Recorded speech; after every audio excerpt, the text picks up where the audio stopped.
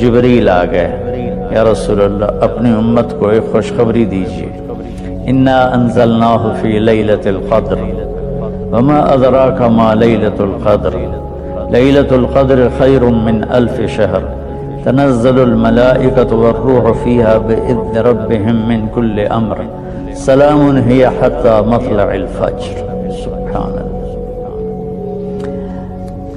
اللہ تعالیٰ نے فرمایا کہ ہم نے قرآن کو لیلۃ القدر میں اتارا، پھر اللہ کہتا ہے فما ادراک ما لیلۃ القدر، تمہیں کوئی خبر بھی ہے کہ لیلۃ القدر کیا ہے؟